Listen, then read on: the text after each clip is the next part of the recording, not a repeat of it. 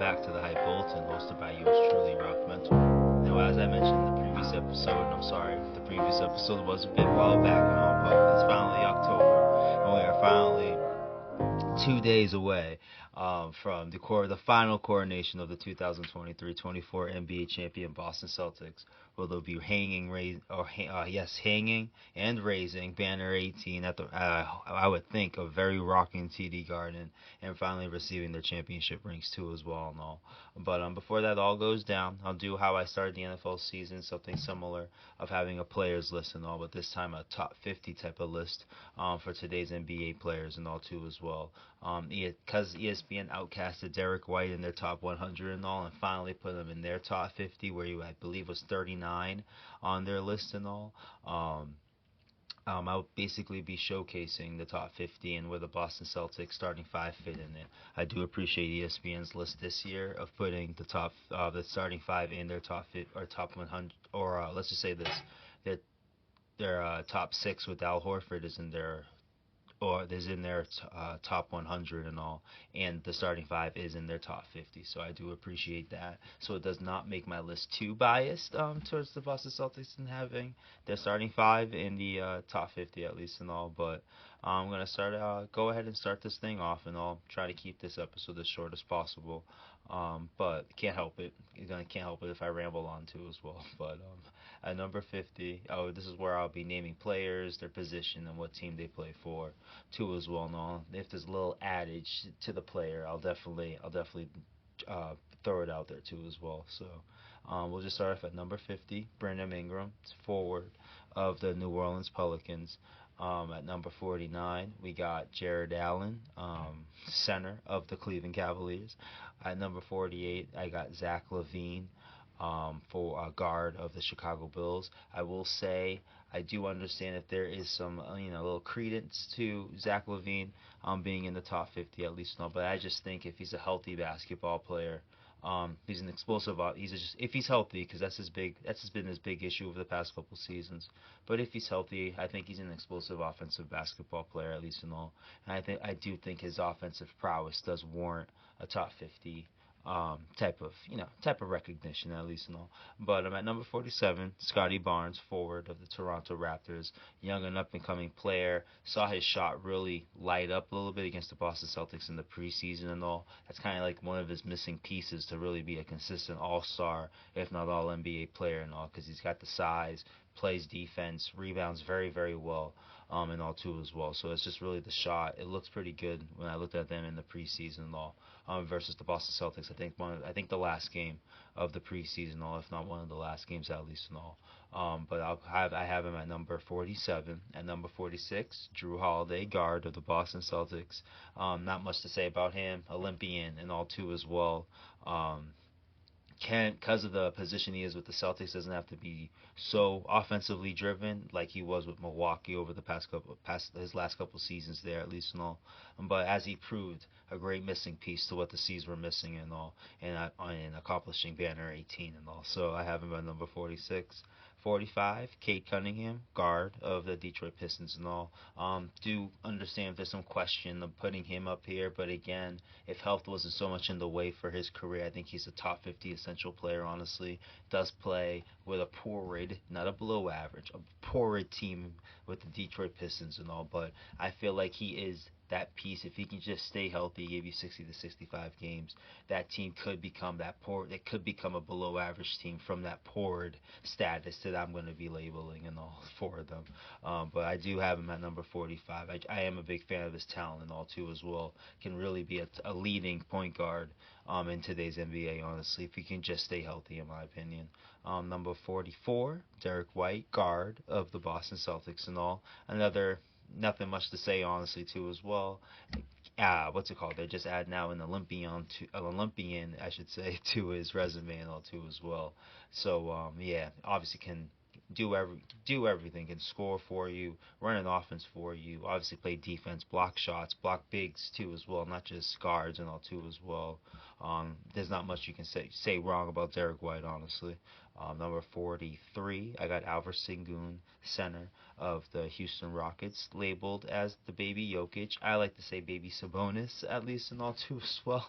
It's hard for me to say someone's baby Jokic, at least and all, but I do respect the talent that he has, at least and all. Young player, up and coming. If Houston can find some consistency, I do think he'll get more recognition and all too as well. But I have him at number 43. At number 42, Kristaps Porzingis, center of the Boston Celtics too as well. At number 41, Jaren Jackson Jr., center of the Memphis Grizzlies. At number 40, I got Trae Young, guard of the Atlanta Hawks. At number 39, Rudy Gobert, center of the Minnesota Timberwolves. If there is some surprise there, I can't ignore a guy like Rudy Gobert who's played for Utah and now Denver, I'm sorry, Minnesota, and the playoff, not the playoff success, but the playoff positions they've been throughout the regular season. I just think he's a huge part of it. He does have his flaws. I totally understand that, but I do think he has that much of an impact. The guy's a reigning over and over again defensive player of the year of the league and all too as well. I have that type of respect for him. I just totally get the flaws and all, but I do think his impact is huge enough that he deserves to warrant top 50 status in my opinion. At number 38, LaMelo Ball, guard of the Charlotte Hornets.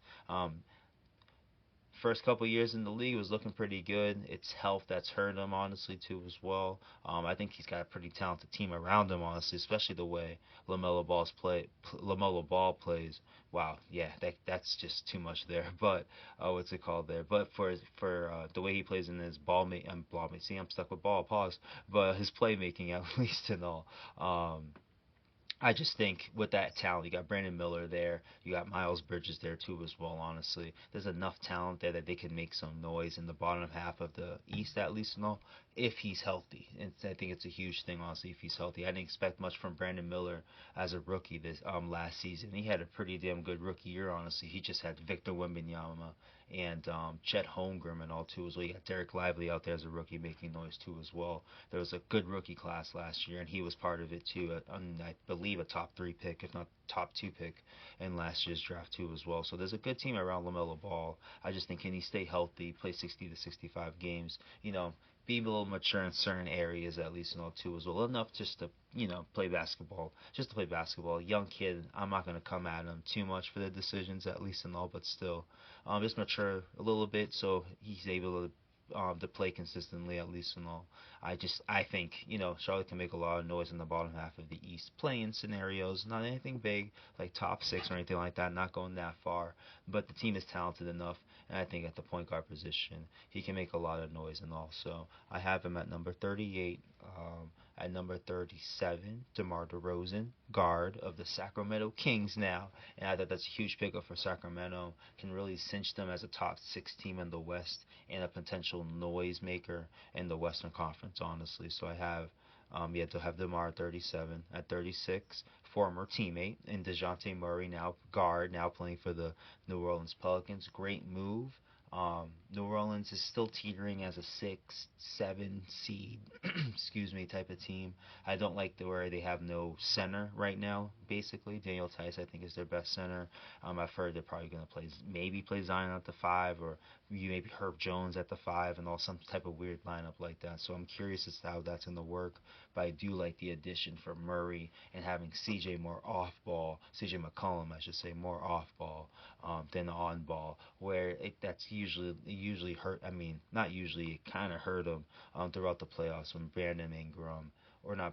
Zion Williamson was out, and they really needed more from CJ, and it didn't look good versus OKC, which ended up being a sweep and all too as well for the New Orleans Pelicans. But I do like the addition of D Murray and all too as well. I think it could help New Orleans a lot with their lack of playmaking from the guard position. I feel like Jose Alvarado, mind you, under 6 foot guard, gives them a whole lot of playmaking from the guard position, or gave them a whole lot of playmaking from the guard position last year. And also at number 35, I got Mikal Bridges, forward for those New York Knicks and all too as well. But solid player, Iron Man type of player too as well. Honestly, he is. I think he's teetering to a star, or or just like he is a great role player. That's why I'm putting him up there. Like he's in the class of the Derek Whites and the Drew Holidays at least. Like he's that good of a role player. He's teetering of being a star in this league, honestly, too as well. This role in New York is going to be a whole lot more conducive, or the opportunities of him, I should say, are really going to help him. Well, let's just say, let me put it like this: the opportunities for Mikal Bridges within the New York Knicks will have him seeing if he's a star or just that role player, at least not too as well. And what I mean by star, if can he get to 25 points a game? Can he score 20? Does he have a consistent shot, at least not to drop to average 38 to 40% from the 3-point line too as well? He had his moments in Brooklyn, but since they were so bad, at least in all, it was hard to see him in those high leverage situations too as well, or high leverage games, I should say, mind you, situations and all too as well for Brooklyn. So I think this is a great test for him playing in New York and all to see, is he that great role player, or is he a star too as well, honestly. So I find it interesting for Mikal Bridges. That great year Andrew Wiggins had for the Golden State Warriors when they won their championship in 2022.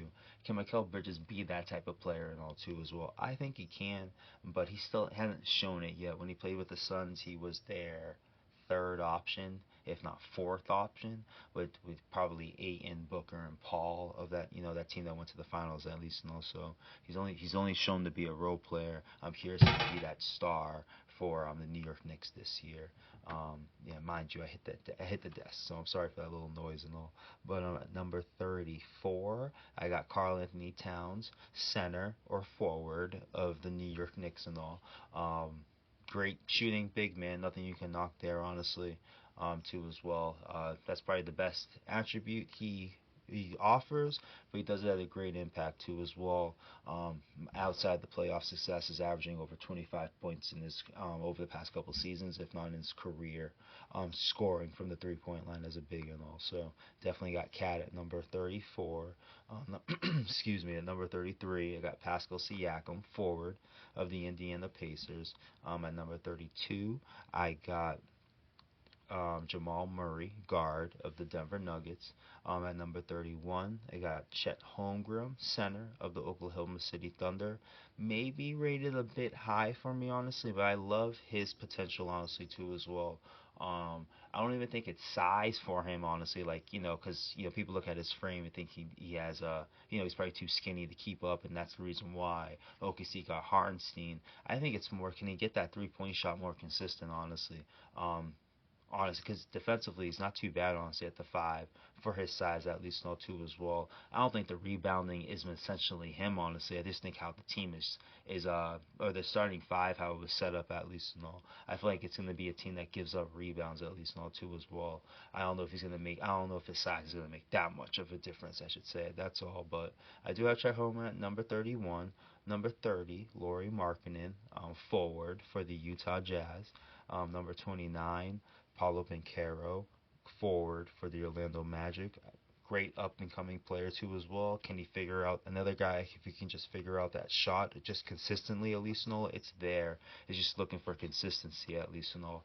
I think he's a premium All NBA player, honestly. And Paulo Banchero, I'm just waiting for him to find that shot, at least and all. At number 28, I got Kyrie Irving, guard of the Dallas Mavericks. At number 27, Jimmy Butler, forward guard of the Miami Heat. Yep, I had my little attitude there. I'm sorry, can't help it.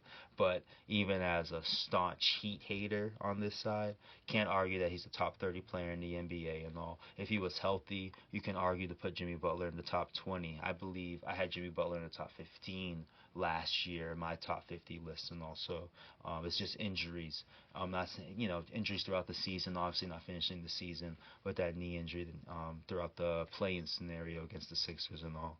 But still, a top 30 caliber player can't even knock that, honestly. As much as I'm not a Heat fan and all, but definitely deserves a 27. If you wanted to put him higher, I wouldn't hate it either, honestly. It is Jimmy Butler, that playoff Jimmy thing, all that stuff on his side, at least and all, is real and all. So I put him at number 27. At number 26, Domantas Sabonis, center of the Sacramento Kings. At number, or 26, I should say, if I didn't say that right, but 26, Domantas Sabonis, center of the Sacramento Kings. Let's just clean it out. At number 25, I got Paul George, forward of the Philadelphia 76ers. At number 24, Kawhi Leonard. Uh, I don't. Well, he's not joining the Clippers season at least until the start, so we'll see how his season goes. Honestly, I really do think if he has another injury-riddled season, I don't think he's a top 50 player anymore. Kawhi Leonard. It's hard to really like I'm giving him a lot of credence to put him number 20, where I'm putting him at 24 at least and all because of this Kawhi Leonard. We got a two-time champion, two different teams. I think Finals MVP of both of those championships too, as well with the Spurs and the Raptors, honestly. So and when he's out there, he's dropping 25 to 30 points a game. You know what I mean? He doesn't miss in that, like in either with his shot, so he doesn't miss showing up. Like that's not the issue with Kawhi. The showing up part is with the injuries at least and all is the big problem right now. And I'm curious about how the season's going to go for the Clippers, honestly. But for now, based off just his career, at least, I'm basically going at this point. I'll put Kawhi Leonard forward of the Los Angeles Clippers. If I didn't finish that out at number 24 and all. Number 23, up and coming player. I feel like if this team gave him more responsibilities, he could show out a little bit more, honestly. But at number 23, Tyrese Maxey, guard of the Philadelphia 76ers. At number 22, Damian Lillard, guard of the Milwaukee Bucks and all. At number 21, Zion Williamson, forward of New Orleans Pelicans. At number 20, I got De'Aaron Fox, guard of the Sacramento Kings. At number 19, I got Bam Adebayo, center of the Miami Heat. Even I have to, again, I'll throw it out there. Not a big Heat fan guy, but again, can't ignore what he is capable of doing. I feel like the system of Miami gets a lot of love, but I feel like the system does hold back Bam to a degree. Honestly, I don't think it doesn't get him in a position to shoot a lot, and I feel like that's what hurts him because he doesn't seem shot ready. Obviously, a great screener, great team offensive guy. Obviously, a great team defensive guy. Should have more consideration for defensive player of the year for sure, honestly. But I do think the system's not geared to go to the five, in my opinion, with the Miami Heat. It is a guard centric, forward centric type of system at least and all too as well. So they don't start, even though Bam does start the offense and all too as well. He doesn't seem to finish it at least and all. That's all I'm saying. And with their system and the guards and the forwards that are on that team too as well now and in the past, I get why he doesn't get those opportunities like that too as well. It's not a knock on the system or anything like that. It's not even a knock on him and all. I just think it's just a good environment scenario for Bam at least. But I do think there's more there offensively. That's all I want to give out at least and all. And maybe he shows it out this year too as well. I just think there's more from him, honestly. Young cat too. I think he's 25, 26 years old too as well. There are layers to him. So he has, again, as a Heat hater, I am a big fan of Ben Adebayo and have him 19 on the list. Number 18, Donovan Mitchell, guard of the Cleveland Cavaliers. Give me 1 second. I definitely need a sip of water. I'm sorry, but definitely have Donovan Mitchell 18 of the Cleveland Cavaliers there too as well. Can't argue with anything that he's done. He does. The only thing is he does get hated for being a shot chucker, which is just taking a whole bunch of shots in the game. He'll easily average over 20 shots in the basketball game. Maybe hit 25 sometimes in the game, honestly, but a prolific scorer when he does get going too as well and all. But definitely have Donovan Mitchell at number 18. Number 17, Tyrese Halliburton, guard for the Indiana Pacers. At number 16, John Morant, guard of the Memphis Grizzlies. We didn't get to see a lot of him last year, but if he's healthy, I don't know, we compare him to players like Allen Iverson and Russell Westbrook and all, with his tenacity, his intensity that he plays with and all too as well. If he didn't have such an injury-riddled season, you can argue he's a top 10 player, honestly, too as well. Not only injury-riddled season, but the suspension and all too as well with the gun situation he put himself in the season prior to last year, at least and all too as well. So, and then coming in, came back had himself a hot run, honestly, for the Grizzlies until he, I believe, broke his hand and was unable, to continue the rest of the season and all. So, but still, hard for me not to put him in the top 20 of the NBA and all, especially when he's healthy and all. So we're getting closer to the top 10 at least and all. But at number 15, I got Victor Wembanyama or Wembanyama. I think it's Wembanyama, of the center of the San Antonio Spurs and all. Future face of the league. I'm not gonna argue that. Alien of the league. Not gonna argue that. Again, another player. You just hope he can figure out his shot at least and all too as well, and you hope Craig Popovich doesn't play him 25 minutes a game this season too as well. Honestly, I understand why they did it last year. Honestly, health is the biggest thing for any type of player, and all, especially a potential face of the league type of player, Wembanyama, and also. But I have him at number 15. Number 14, Anthony Davis, center of the Los Angeles Lakers. Number 13, Devin Booker, guard of the Phoenix Suns. Number 12, maybe in the surprise. I think it's right where he's supposed to be, but maybe in the surprise to some. Kevin Durant, forward of the Phoenix Suns. Number 11, Anthony Edwards, guard of the Minnesota Timberwolves.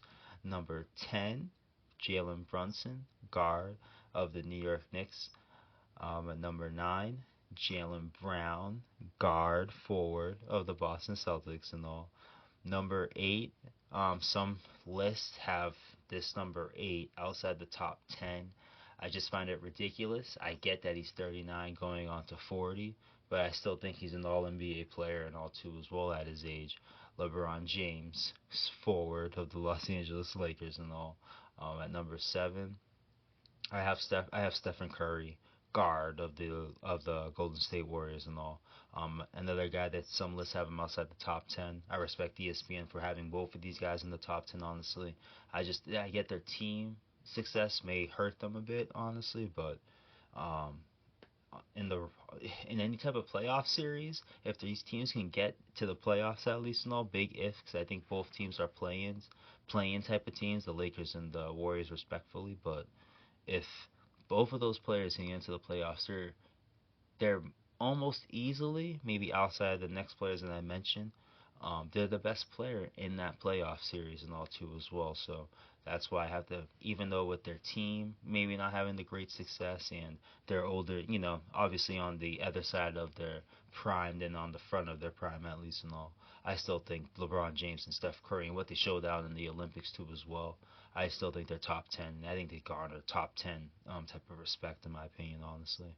If it weren't for these other 6, I still think they're top 5 players, honestly, too, as well. So, but at number 6, Joel Embiid, center of the Philadelphia 76ers. At number 5, I got Shai Gilgeous-Alexander, guard of the Oklahoma City Thunder. At number 4, I got Giannis Antetokounmpo, forward of the Milwaukee Bucks. At number 3, I got Luka Doncic, forward for the Dallas Mavericks. At number 2, which I know this is where the bias may come in and all too as well, Jason Tatum, forward of the Boston Celtics. I do think the underrated thing that Jason Tatum did, especially in the last game of the season, NBA Finals, Game 5, having 7, I think he had 7 assists, if not 10, maybe 10. But he had 7 to 10 assists. I can't remember correctly. Him and Jaylen Brown both had over 7 assists that game. But I feel like that's such an underrated thing. I know the shot wasn't completely there throughout the playoffs. I think he averaged 28% throughout the playoffs at the three-point line at least, and also wasn't a great number. But his playmaking was a cinch and all, especially in Game 1 when the the team's three-pointer got going and all in the finals against the Mavericks in Game 1. It was all about Jason Tatum moving that basketball too as well, really showing out his playmaking and all. I think it's just a huge underrated factor with Jason right now too as well, that he of his playmaking. Luka Doncic has great playmaking. We all get the playmaking that comes from Luka, and I feel like Tatum has done that throughout the whole season last year and got no love for it and kind of got knocked for it too as well and all. But I have him number 2 honestly, as as the best, second best player in the league, honestly. Number one is obvious, Nikola Jokic, center of the Denver Nuggets, honestly. Even losing KCP and, losing Bruce Brown the year before, honestly. I still think Jokic is that best player. He'll figure it out with his team, and they can make some type of run towards the NBA Finals this upcoming season, honestly. So there's my list, at least, where am I at? 24 minutes, real shit. I finally kept it a little bit short and all. But I guess I'll preview what I got going next and all, too, as well. I do want to apologize for the delay, at least, and all. But trying to figure out some promotional stuff for the website, for the podcast, too, as well. I got a buddy of mine, like, pushing me to throw out some video episodes and all. So again, just working on the background stuff right now too, as well as the reason why I've had a little delay with the episodes. At least now I will not be going anywhere. These episodes will be coming on too as well, but do have plans of making this a little bit more grander and showing out a little bit more giveaways and stuff like that too as well. Honestly, got some big plans in 2025 and also just lining things up, journalizing anything. I would caution anybody to do the same thing if you ever have plans on doing anything and all too as well. So for what I got next and all too as well, we'll talk about what we got going on and all next. For the next episode, as you see, I'm gonna be dropping. We'll have this. I have this episode, the top 50 list of my, current NBA players and all too as well. Next episode, I'll have a preview and the prediction of how I see the NBA and all too as well in the Eastern Conference and in the Western Conference. As you saw, like in the episodes when I started this podcast, was more Celtics centric and still will be. But I'm a big basketball fan too as well. I would love to bring in the whole NBA aspect, the way I'm bringing in the NFL entire aspect of the whole, every team and all that ish. I want to do the same thing with the NBA, and also we'll have a preview of the Eastern and Western on my next episode. I'll basically be having back-to-back episodes because the season does start in 2 days, so I like to have my predictions recorded and down before the season starts too as well. On the 22nd on Tuesday, I'll be in Boston, mostly for the afternoon, and obviously the rest of the evening and all, catching the game live at the TD Garden and all. We got the TNT inside the NBA coming to Boston too as well at City Hall Plaza in Boston. So definitely checking that out too as well. And also definitely want to get a preview done for the NBA next, and that'll be the next episode too as well. Again, these will be back-to-back episodes, and we'll be getting back into the NFL too as well. Very interesting how the NFL is shaking out too as well and all. Let me bring up the standings real quick. I'm not gonna mind doing that real quick. Let's bear with me real quick and all too as well, because it's been a while since we had some type of preview and all. This is today. I think today is October 20th. Yep, October 20th and all too as well. So there we go. Yeah, October. Yeah, there we go. My bad and all. But since it's been a while, let me incorporate a little NFL and all too as well. Where we're looking at the AFC East leaders and the Buffalo Bills at 5-2.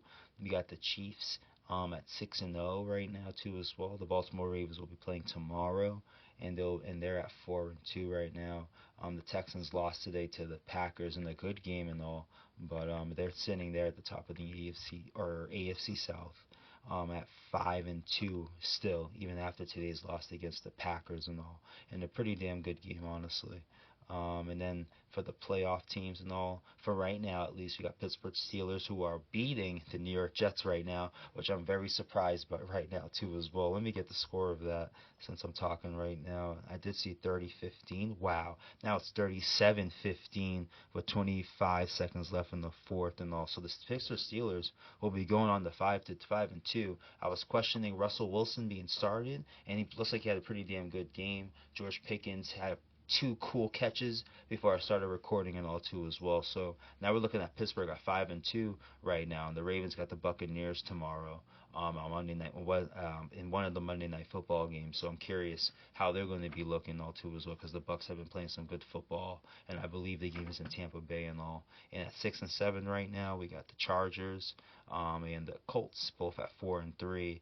The Broncos are at number 8, right outside there. You got the Bengals who beat the Browns today, are 3-4 and all. Then those Jets who are making all those moves. Robert Saleh fired, trading for Devontae Adams and all. Hassan Reddick ends his holdout, is coming into the team and all. And now they're going to 2-5 and losing 22 points to the Pittsburgh Steelers on the road.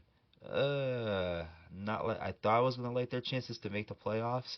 I don't know. They have a favorable schedule moving forward, at least in all too. So I think there's one tough game against the Texans, and they'll have themselves a favorable schedule and all. So that'll be interesting for them at least and all. But that's how the AFC is looking is shaking out right now after Week 7. This is the Sunday games in Week 7 at least and all. We'll have 2 games tomorrow at least and all. And then for the NFC, we got the Detroit Lions, the number one overall seed right now, and the leader in the tough NFC North right now, where we have a 6-1 Lions team, a 5-2 Packers team, a 5-1 Vikings team, and a 4-2 Chicago Bears team, who they were on a bye week this week at least and all 4 of those teams right now are in the playoffs right now, with the Vikings, with the Lions taking obviously the NFC North and leading the NFC, and you have the Vikings and the Packers and the Bears all in the wild card right now, which is pretty ridiculous right now. You have the Eagles sitting outside of it at 4-2. You got the Falcons sitting out of it at 4-3 right now too as well. You got the Niners at 3-4, and you have the Cowboys at 3-3 when they haven't looked good at all. Would have been funny things in my opinion this week, but they're on a bye week for themselves, so they spared themselves in my opinion, honestly. But that's how good the NFC North is right now, with those teams like the Eagles at 4-2, the Falcons at 4-3 right now, and they're not even in the playoffs right now if things ended today at least. And also, I kind of saw the NFC North as strong as it was because of the offensive capabilities, and at least each team had pieces on defense to like at least. Brian Flores really put it together in Minnesota. I feel like the Bears were doing something defensively at the second half of the season, and they're showing out so far too as well. And the Packers too as well. That probably the worst part of the team was their defense, and I kind of figured they get a little bit better and all, and they've shown out a bit too as well defensively. So, but for the other, since the NFC North is that packed, I had to give it some time at least and all. But for the other teams and all, we got the Commanders at number 2 overall in the NFC right now, leaders of the NFC East right now at 6-2 or 5-2. 5-2, yeah, 5-2 right now. Jaden Daniels did get hurt, rib injury, but apparently it's not a big deal and all. They smacked the Panthers and all too as well, so they didn't need to bring him back and all. I believe they were at home in that game too as well, so very impressive start for them too as well. So they'll have a favorable schedule. I don't think they faced a division team. Yeah, they faced the Giants, lost in the all field goal game, I believe. I think that's one of their losses at least and all, but very impressive for them too as well, how they're playing. Their defense was their hindrance at least and all, and it's been okay. Hasn't been great, but it's definitely been okay at least and all. And if it can be okay, gives them I think they have a fair shake of holding out and winning the NFC East at least and all. Number 3, the Tampa Bay Buccaneers, leaders of the NFC South at 4-2 and all, and you got the Seahawks right now at least and all. Jekyll and Hyde team, I'm definitely calling them that this year. Terrible stretch of 2 games in my opinion. I get the injuries and all, so I do give them credence, and I think they had an impressive win against the Falcons this week and all too as well, winning I think 37-15, or similarly how the Steelers are beating the Jets right now. They had themselves a dominant win against the Falcons today, and also the number 4 right now. So that's how the NFL is shaking out right now too as well. I have a full show, obviously at week 8 and all, and I'll definitely start getting more weekly shows on the NFL and all once we get closer to the playoffs and all too as well. But I do like how things are shaking out and all in both sides. Guess what my picks that I made at least and all. The only thing I'm looking wrong with right now, the Niners at least and all, but I did expect them to have a tough year. I did expect them to go 10-7 at least and all. So it's not too I'm for my picks at least wrong there, but I'm not too surprised how they're playing. They're dealing with injuries and all too as well. There's news that Brandon Ayuk tore his ACL and all today, facing the Chiefs today and all. So it's looking grim right now for the Niners and all too as well. Still no Greenlaw, got hurt in the Super Bowl. CMC's been out all season too as well. Christian McCaffrey, he's been out. Their running back, he's been out all season also. But that's how the NFL is shaking out. Once again, I'll reiterate, there'll be a preview show for the NBA and all. I'll have my predictions and all. This is gonna be a back-to-back thing and all too as well. But since it's been a while since I recorded, I thought I'd bring you bring up the NFL and all too as well. I love how it's shaking out and all too as well. Very interesting. And another surprise to the NFL to the NFL predictions that I made. The Pittsburgh Steelers at 5-2. Like I was surprised with how with the score and in their record and all. They're a huge surprise, honestly. Their defense is tops in this league and all. I'm not sure with stats, but I think they're the best defense in the league right now. They showed that out again, honestly, against the Steelers. I mean, against the Jets at least and all too as well. Had themselves an okay start, and really, I don't know, the Jets offense or the Jets are just jetsing to many people's point about them being the paper planes and all too as well. The Jets are just jetsing for what it looks like, honestly. But I still have to give the Steelers some credit. They are a surprise team and all, ahead of the Bengals right now too as well. So the AFC North, even though the NFC North, I'd love to give the credit for myself of calling it the best division. The AFC North is sneaking in to being that pretty damn good division that it typically is and all too as well. But 35 minutes in, I appreciate you guys listening. I'm going to have that preview show very, very soon and all too as well. So appreciate it. Talk soon.